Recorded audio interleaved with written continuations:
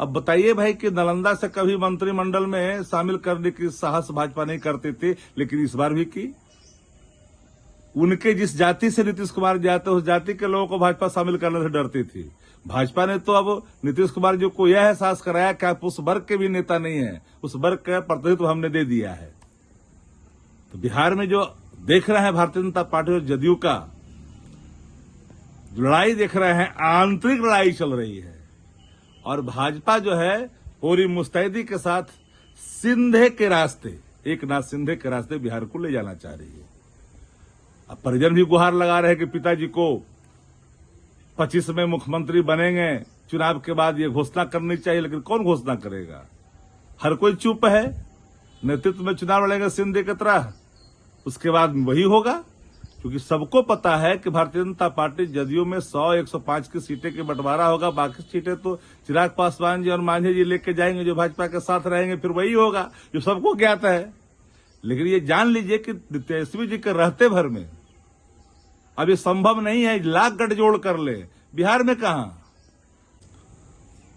बिहार में हुए मंत्रिमंडल के विस्तार के बाद नीतीश कुमार जी की आभा और साख दोनों मिट्टी में मिल गई।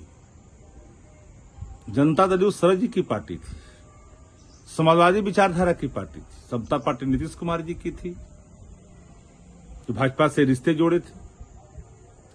लेकिन मैं देख रहा हूं कि इन दिनों भारतीय जनता पार्टी पूरी तरह से सीमों पर अपनी कब्जा जमा ली है। अप्रत्यक्ष तौर पर अपने लोगों को बैठा रखा है, जो स्वयं जिनके पुत्र और पुत्रियां जांच के दायरे में है। वो रिटायर्ड व्यक्ति अपना काम कर रहा है, भाजपा के एजेंडे को लागू कर रहा है। अब 21 की संख्या हो गई है। अब जरा कल्पना करिए कि 5 से लेकर करके 24 तक अब कभी भी नीतीश कुमार जी को इतनी असहजता का सामना नहीं करना पड़ा। नीतीश कुमार जी असहज हैं भी, कई कारण से असहज हैं। भाजपा उसका अनुचित लाभ ले रहा है। अब बताइए भाई कि नालंदा से कभी मंत्रिमंडल में शामिल करने की साहस भाजपा नहीं करते थे, लेकिन इस बार भी की। उनके जिस जाति से नीतीश कुमार जाते उस जाति के लोगों को भाजपा शामिल करने से डरती थी। भाजपा ने तो अब नीतीश कुमार जी को यह एहसास कराया कि आप उस वर्ग के भी नेता नहीं है, उस वर्ग का प्रतिनिधित्व हमने दे दिया है।